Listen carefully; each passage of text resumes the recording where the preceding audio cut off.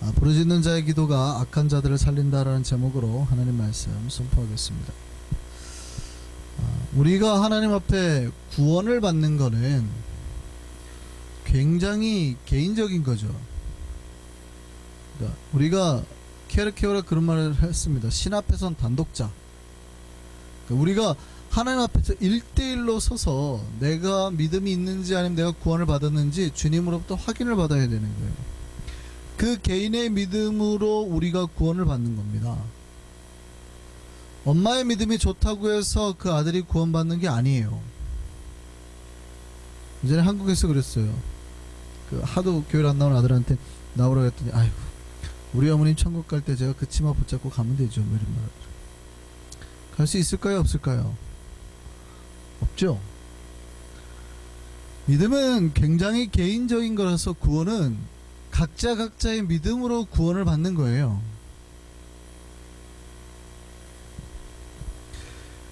우리가 이렇게 지금까지 배웠어요. 믿음에 대해서. 그러면 신앙은 모두 그러면 개인적인 걸까요?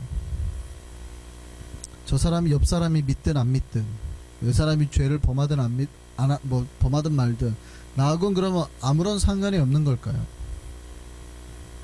그건 아니죠. 분명히 우리는 개인적인 믿음을 말을 하지만 신앙은 분명히 개인적인 게 아닌 거예요. 신앙은 공동체적인 겁니다.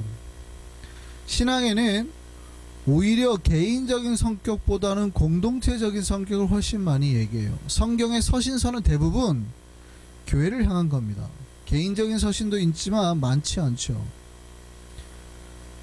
우리는 교회를 통해서 예수 그리스도를 섬기고 예수를 만나는 겁니다. 교회를 통해서. 굉장히 중요한 얘기예요. 시편 133편을 보면 1절에 이런 말씀이 있어요. 보라 형제가 연합하여 동거함이 어찌 그리 선하고 아름다운고, 이렇게 말을 해요. 형제가 연합하고 동거하는 게 얼마나 아름다운지 얼마나 선한 건지 라고 말을 하면서 3절에 보면 이렇게 돼 있어요. 헐몬의 이슬이 신들의 산에 내린 갑도다. 그리고 뭐라고 말하냐면 거기서 그 형제가 연합하고 동거하는 그 장소에서 여호와께서 복을 명하셨는데 그게 곧 영생이다.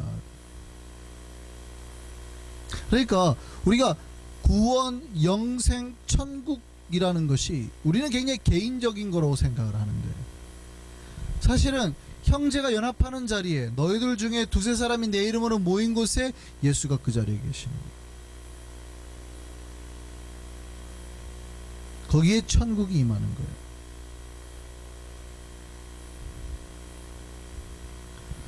하나님은 공동체를 아주 중요하게 생각을 하시는 거예요. 왜냐하면 공동체가 뭐냐면 천국의 표상이거든요. 이 말씀을 잘 이해하셔야 되는데, 여러분이 천국 가면 각자 혼자 방에 들어가 가지고 1대1로 혼자 독방에서 성경책 보면서 이렇게 하나님하고 가끔 전화통화하고 이렇게 살 것 같으세요? 천국 가면 다 1대1로 개인 독방을 가지고 그렇게 누리고 살 것 같으세요? 그러면 그게 교도소지. 그게 교도소지. 천국이겠어요? 독방 쓰는 교도소지. 천국은 절대 혼자가 아니에요. 천국은 같이 사는 거예요. 누구와 같이 살아요? 주님과 같이 살고 또 신자들과 같이 살아요. 그러니까 교회는 뭐예요? 천국을 미리 연습해 보는 거예요, 이 땅에서. 그래서 교회 생활 잘하는 사람이 당연히 천국 가는 거죠. 왜냐하면 주님이 그 자리에 계시니, 형제가 연합해 사는 게 주님이 얼마나 보기에 선하고 아름다운지 거기에 영생이라는 선물을 주셨잖아요. 그러니까 당연히 교회는 천국이 되고 이 천국 안에 있는 자가 천국까지 이어줄 수 있는 거예요. 물론 이 교회가 천국이냐 아니냐, 교회 얼마나 죄가 많은데요 목사님, 그 당연히 알죠. 그런데 우리가 죄 있는 교회를 말하는 게 아니라 각자 믿음 있는 자들이 모여서 만들어낸 그 천국, 주님이 계신 그 자리를 일궈낸 사람, 내 안에 천국을 이뤄내고 공동체에서 천국을 이뤄낸 그 사람이 진짜 궁극적인 천국에 간다는 거죠. 그래서 신자는 이 공동체를 통해서, 교회를 통해서 그 사람들과 함께 살아가는 훈련을 하는 거예요. 공동체가 얼마나 중요한지 아시겠죠? 공동체, 신자들은 그래서 다 공동체 운명이에요. 목사님, 내가 내 믿음 가지고 내 마음대로 살겠다는데 좀 냅두세요. 그럴 수가 없는 거예요.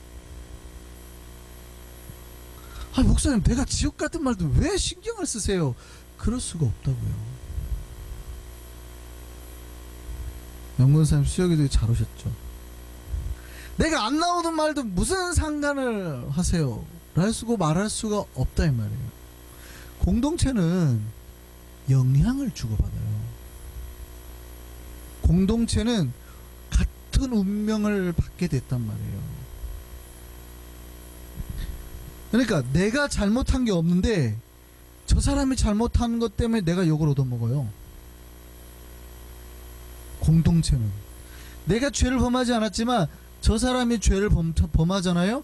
저 사람의 죄로 말미암아서 내가 고통을 받는 거예요.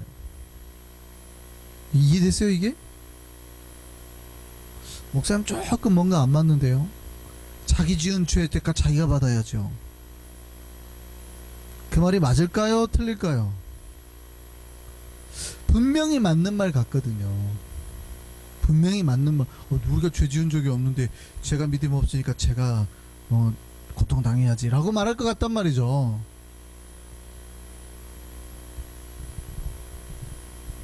그런데 아닙니다. 저 사람이 죄를 지어서 내가 큰 고통 당할 수 있어요. 공동체는 한 명이 잘못 살면요, 그 안에 있는 모든 한 영혼 한 영혼이 좋든 싫든 영향을 받아요. 이게 공동체예요. 여러분, 옆집에서 살인사건이 났습니다. 여러분 그냥 아유 우리 집도 아닌데 뭐 내 아들이 다친 것도 아닌데 하고 아무렇지 않게 돌아다니나요? 한동안은 무서워서 집 밖에도 못 나오겠죠. 왜요? 내가 죽은 것도 아니고 각자가 살아가는 건데 내가 뭐 죽을 만큼 뭐 죄를 짓고 살았나? 근데 왜 그런 공포와 두려움과 걱정 속에서 살아요? 공동체니까. 나와 관계없는 그냥 지역사회 사람이라도 벌써 내가 영향을 받아요. 그런데 우리가 천국에서 같이 살 공동체라면요, 우리의 영혼에 지대한 영향을 미치는 겁니다. 그래서 공동체 안에 죄가 들어오거나 공동체 안에 있는 신자가 잘못되면 여러분이 급속도로 돌보고 잡아줘야 돼요. 빨리. 여러분, 뉴욕에서 한 교회 목사가 스캔들 났죠. 그러면 그 교회 성도들은 아무렇지도 않습니까? 미국 스타일로 개인주의적으로 아무리 생각해도 목사님이고 나고 목사님의 문제지 뭐. 쿨하게 말이죠, 그죠? so what? 미국에서 그런 잘하잖아요. 뭐 이혼을 하든 뭘 하든 so what? 뭐 문제가 있어? 뭐 개인 문제지. 진짜로 개인 문제예요? 그러면 그 목사님이 성추행하든 왜 욕을 하냐고, 왜 수근수근 대냐고요. 아, 개인 문제지. 그거야 자기가 알아. 하나님한테 혼나겠지. 그게 개인 문제지 뭐. 그 교회 성도들은 태평하겠습니다. 거짓말이에요, 거짓말. 뭐 쿨하긴 뭐 쿨해요. 연예인 말대로 쿨멍둥이로 맞아야지. 뭐 쿨해요. 공동체 내 저 사람의 영향력이 지금 뭔가 사건이 있고 문제가 있는 건 공동체에 있는 사람한테 다 영향력이 미쳐지는 거예요. 같이 천국에서 살 사람들이니까요. 쿨하게 뭐, 알아서 우리는 쿨한 거 좋아하시네 무슨.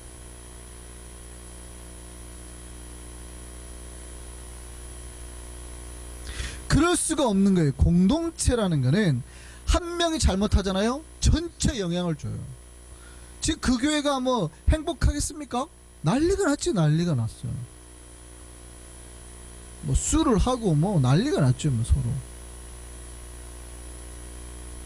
반대로예요, 반대로. 공동체 안에 그러면 한 명이 좋은 어떤 역사와 능력을 가지고 있잖아요. 그럼 그 영향력이 전체에 미치기도 하는 거예요. 안타까운 건 어느 공동체나 꼭 사고치는 놈이 있다는 거예요. 죄를 범하기도 하고, 이 사고치는 사람들 때문에 다른 이들이 막 못 살겠다고 아우성 치는 겁니다. 그런 사람들이 있어요. 여러분, 공동체 전체가 죄를 범할 확률이 있을까요, 없을까요? 굉장히 드물죠. 그럴 확률은 거의 없는 겁니다. 공동체 안에는 누군가는 바른 생각을 하고 있는 사람들이 있는 거거든요. 그런데 공동체 안에 죄를 범하거나 사고를 치는 그런 사람들 때문에 전체가 피해를 볼 수 있는 거예요. 사사기는 이스라엘 백성들이 죄를 범하면 하나님께서 심판을 하시고 또 살려달라고 다시 부르짖고 그 하나님께서 회복하고, 이 사이클이 계속 반복적으로 일어나고 있는 거예요. 자, 오늘 본문에서도 이스라엘 백성들이 하나님 앞에서 쉽게 악을 행하고 죄를 범했어요. 그게 오늘 본문 1절이에요.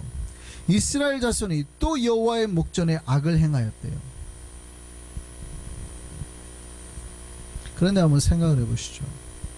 이스라엘 백성이 악을 행했다고 기록이 되어 있는데, 그럼 이 본문의 말씀은 이스라엘 백성 전체가 악을 행했다는 거예요? 전체가? 선지자고 뭐고 그냥 여기 나중에 등장하는 기드온도 다 하나님 보기 악을 행했다는 거예요? 그 말이 아니죠. 그 말이 아니에요.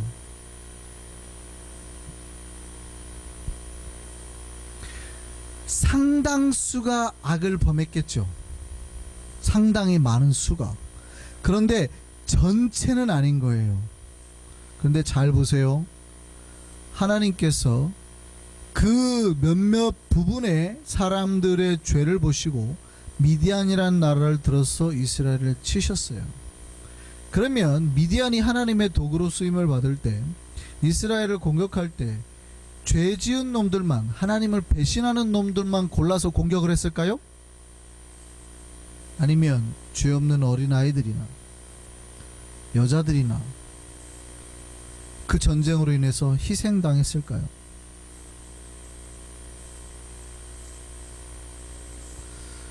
무슨 얘기냐면 공동체라는 게 이런 거란 얘기예요.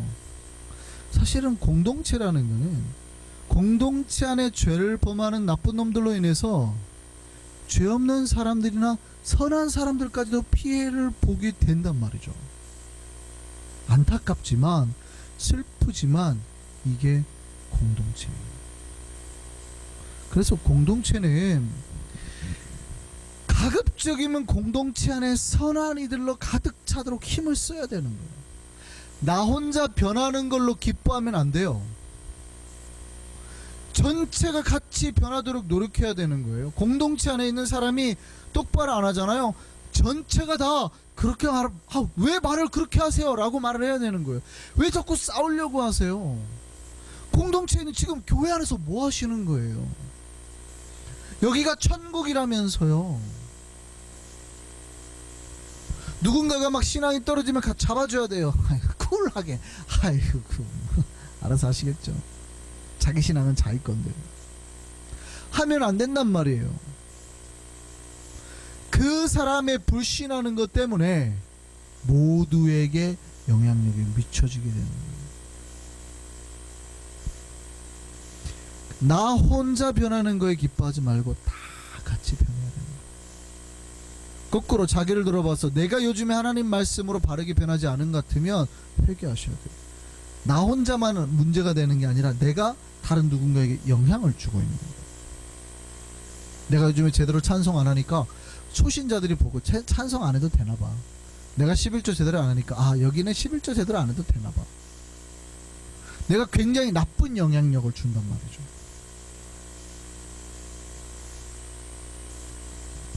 교회 안에, 공동체 안에 꼭 꼭 이런 문제된 사람들이 있다 이 말이에요. 그러면 이제 죄악된 공동체를 살려내야 되겠죠. 그래야 재앙에서 벗어날 수 있습니다. 자, 그런데 다시 한번 여기서 반대로 생각해 보죠. 그러면 그 책임은 누가 져야 될까요? 공동체가 이렇게 문제가 되고 공동체를 건강하게 다시 만들려고 하면 누가 노력을 해야 될까요? 많은 분들이 이렇게 생각합니다. 목사님 잘못 난 놈들이 회개를 해야죠.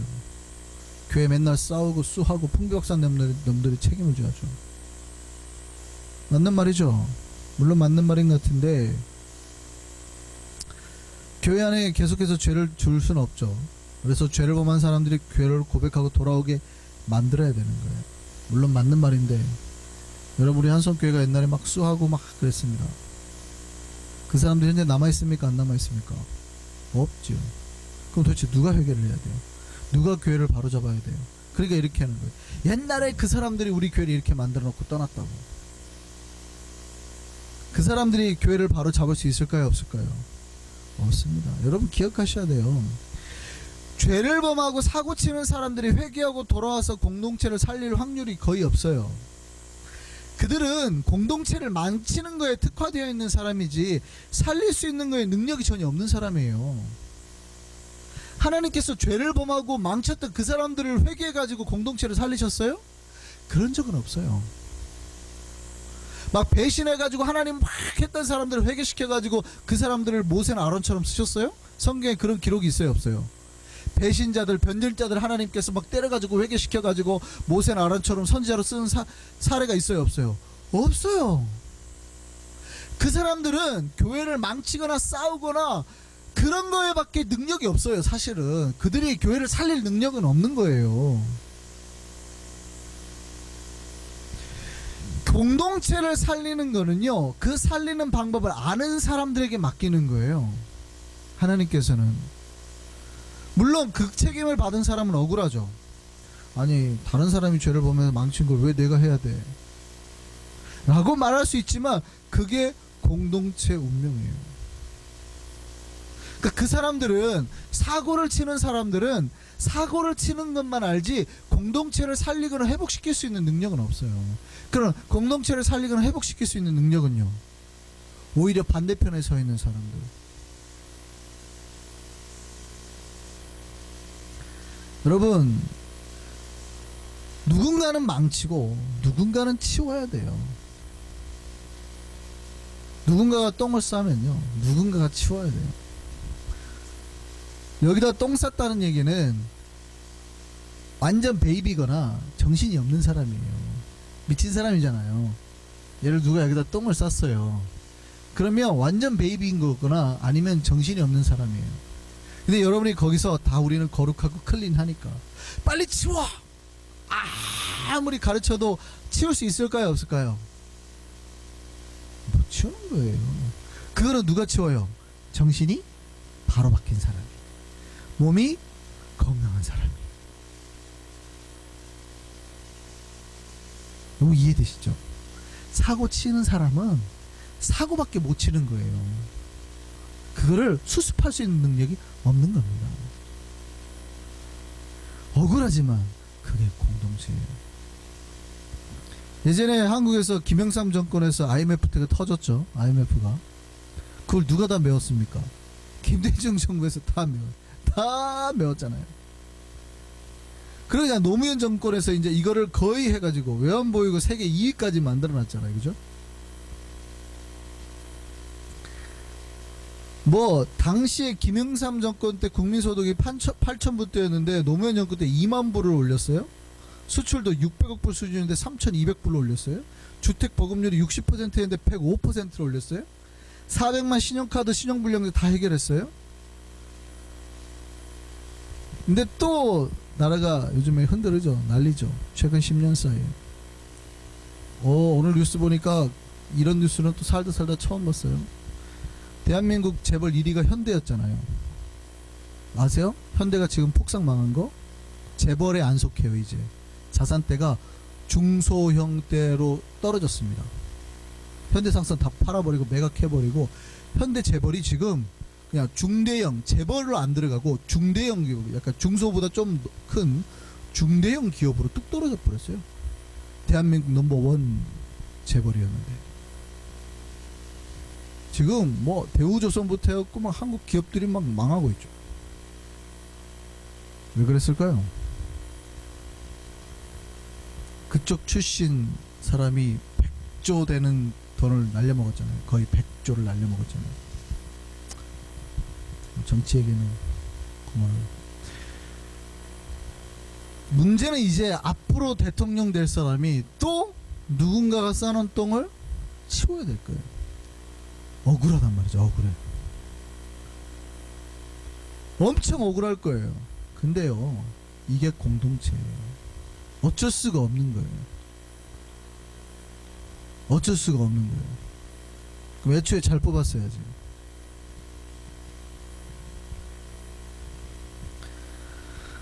사고를 치는 사람은 어차피 계속 사고를 치게 돼 있어요. 그러면요, 살리는 사람은 그 살리는 사람은 또 계속 살리는 거예요. 이스라엘 백성이 미디안 족속 때문에 궁핍함이 심해서 회개 기도를 했습니다. 하나님 앞에 살려달라고 했어요. 근데 하나님의 한 명의 사람을 세우죠. 그 사람 이름이 누굽니까? 기드온입니다. 근데 기드온 입장에서는 억울할까요? 안 억울할까요? 기드온이 죄를 범하고 막 사고치고 했을까요? 그러진 않았거든요. 근데 하나님이 지금 기드온한테 책임지고 일하라는 거예요. 기드온이 이렇게 기도할 수 있죠. 아니, 하나님 책임은 죄 지은 놈들한테 지라고 하세요. 나 지금 미디안한테 당하는 것도 억울해 죽겠는데 왜 나한테 그러세요? 라고 말할 수 있죠.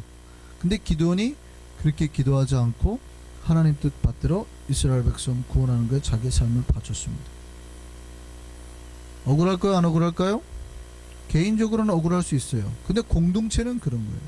공동체 안에 있는 누군가는 항상 문제를 만들고 또 다른 누군가는 항상 그 문제를 해결해내야 되는 거예요. 저는 이렇게 말씀드리고 싶습니다. 우리 한성의 공동체들은 공동체 안에 누군가는 문제를 터뜨리고 죄를 범하고 누군가는 그 문제를 덮고 하나님의 뜻대로 살려고 할 때에 우리는 문제를 일으키거나 죄를 범하는 쪽에 서지 말고 언제나 하나님의 사명을 받아서 하나님의 뜻을 세우는 쪽에 서 있기를 바랍니다. 결론적으로 말씀을 드리면 복은 지 맘대로 살다가 또 죄를 범하다가 하나님께 심판을 받는 쪽에 있는 게 아니라 하나님의 뜻을 붙잡고 오히려 그런 사람들을 위해서 희생하면서 주님께 쓰임받는 사람들에게 있는 거예요. 공동체가 버티는 힘은요, 사고치고 죄를 범하는 사람보다 언제나 사고를 수습하고 하나님 뜻에 순종하고 그 뜻을 선포하는 사람이 많을 때 공동체가 버티고 유지가 되는 거예요. 이스라엘 백성이 죄를 범했다는 얘기는 그 공동체를 지키고 보호하려는 사람보다 사고치고 죄를 범하고 망가뜨리는 사람이 더 많았다는 얘기예요.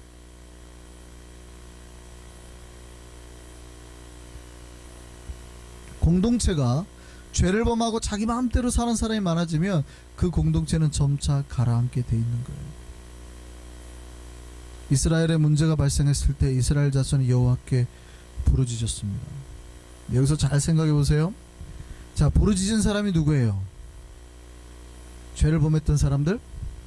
이들이 회개하고 지금 부르짖는 거예요? 물론 이스라엘 자손이 죄를 범하니까 하나님께서 심판하시고 그들이 부르짖고 회개하고 돌아와서 회복했는데 이스라엘 백성이 죄를 범한 사람들이 부르짖었다는 얘기일까요? 물론 그 수도 있지만 사실은 하나님 앞에 부르짖고 기도할 사람들은 하나님을 향해서 영이 열린 사람들이에요. 그러니까 죄를 범해서 앞에서 죄를 범했다 하는 거는 죄를 범한 사람들이 죄를 범한 거고, 하나님 그래도 이스라엘 살려주십시오 하고 부르짖은 건 누구예요? 끝끝내 남은 그루터기들이에요. 하나님 앞에 부르짖은 사람들은 같은 사람이라고 보기가 어렵다 이 말이죠.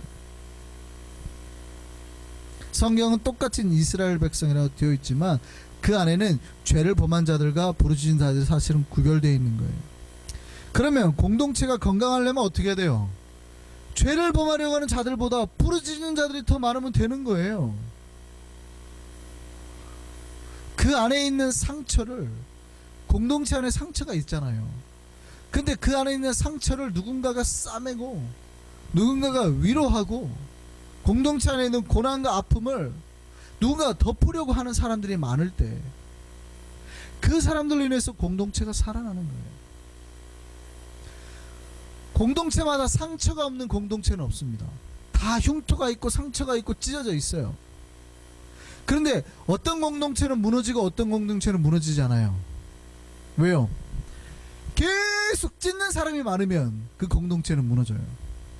근데 하나 찢을 때마다 두세 명이 막 빨리빨리 꼬매고 회복해요. 그러면 그 몸은 사는 거예요. 근데 뭐가 뒤집어질, 뭐가 역전될 때, 덮으려고 하는 것보다 어느샌가 칼질하는 사람이 훨씬 많아질 때 그 공동체는 침몰하는 거죠.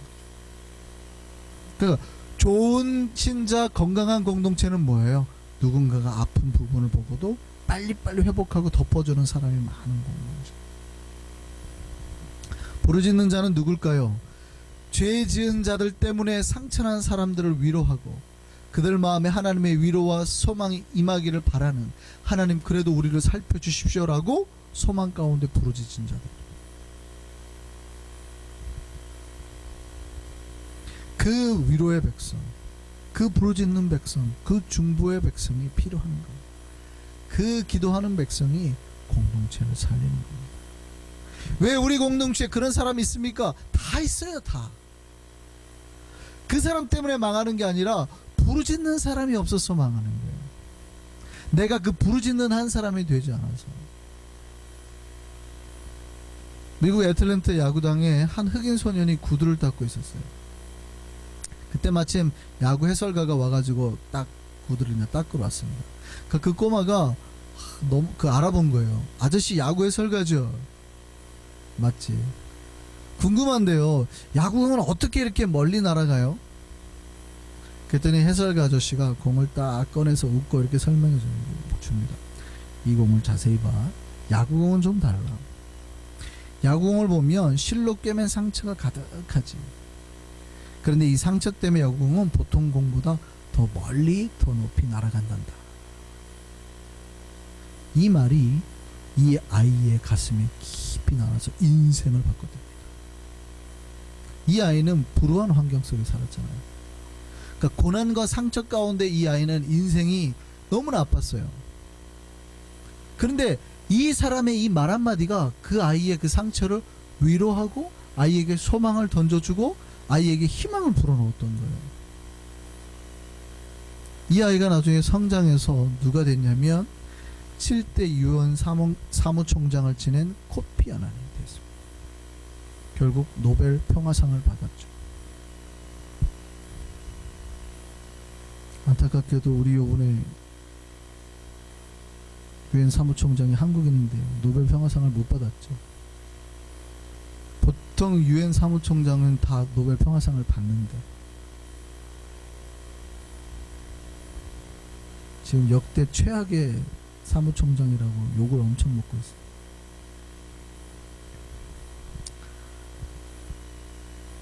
무슨 얘기냐면 공동체에 소망을 주고 위로를 주고 덮어주고 중보하고 하나님께 부르짖는 사람이 필요하다는 거예요. 오늘 본문에 이스라엘 백성이 악을 행했지만 반대의 다른 편에 서 있던 이스라엘 백성은 하나님께 부르짖었단 말이에요.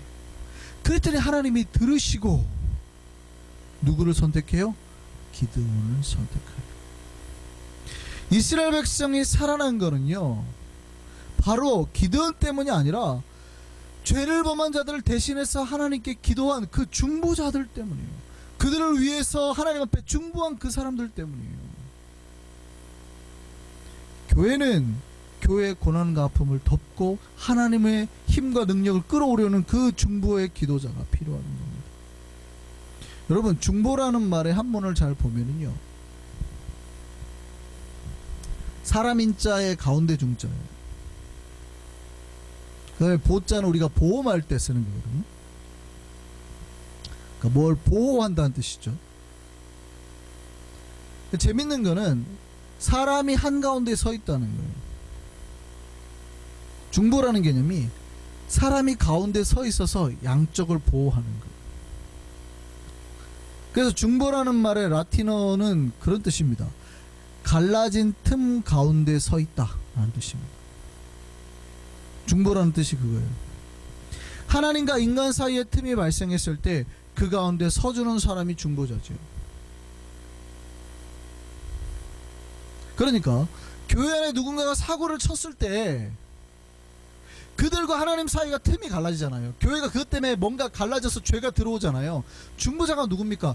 그 틈 사이에 자기 손을 놓고 자기 몸을 껴서 하나님과 그 사이를 연결하는 거, 그 틈이 발생하지 않도록 서주는 사람이 중보자라는 거예요.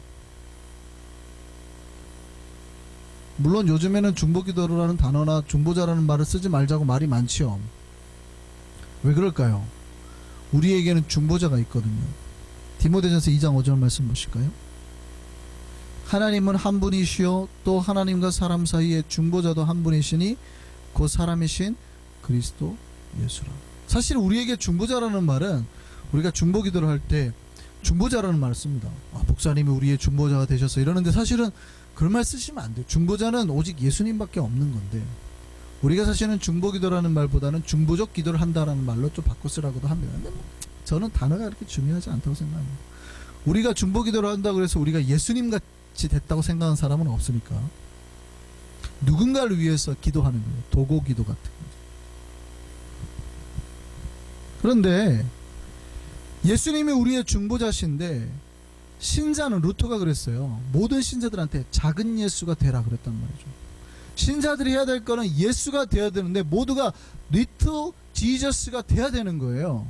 그럼 여러분이 리틀 지저스가 되어서 지저스의 역할을 해줘야 된단 말이죠. 교회 안에 있는 공동체 누군가가 사고를 치면 누군가가 뒤에서 중보하고 부르짖는 사람이 있어야죠.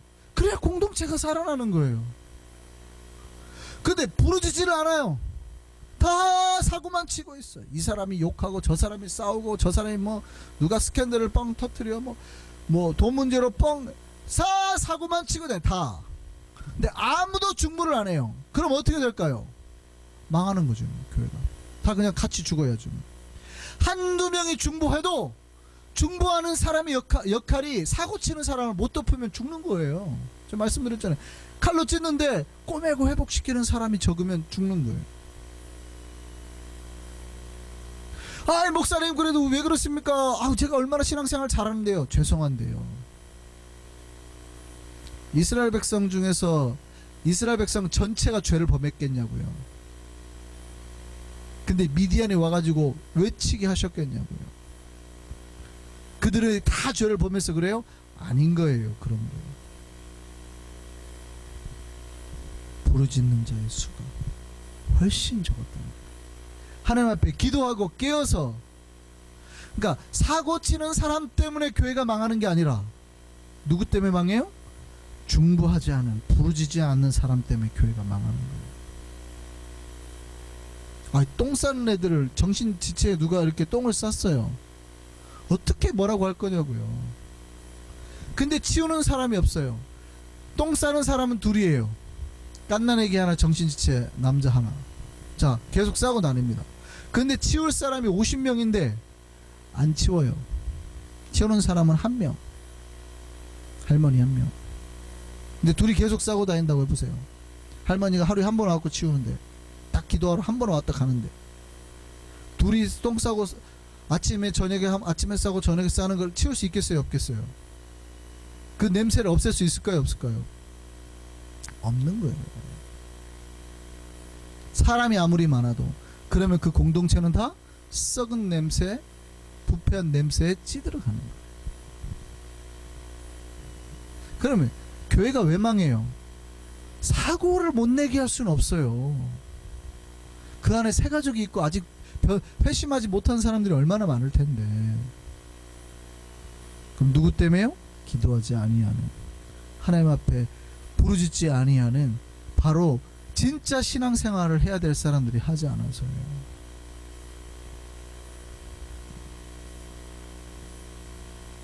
저는 우리 한성교회가 진짜 다른 사람을 위해서, 죄인들을 위해서 부르짖는 사람들을 가득 찬 공동체 되기를 소망합니다.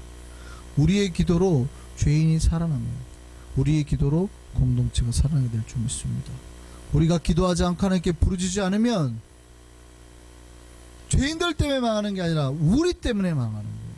그런데 우리가 그렇게 하나님 앞에 부르짖으면 하나님께서 이스라엘 백성도 회복시키셨듯이 우리도 은혜와 복으로 말미암아서 회복되고 하나님의 복을 누리며 은혜 속에 살아가게 될 줄 믿습니다. 날마다 그 기도 가운데 부르짖음 가운데 은혜와 복을 경험하는 우리 모든 하나님의 백성 되기를 소망합니다. 기도하겠습니다.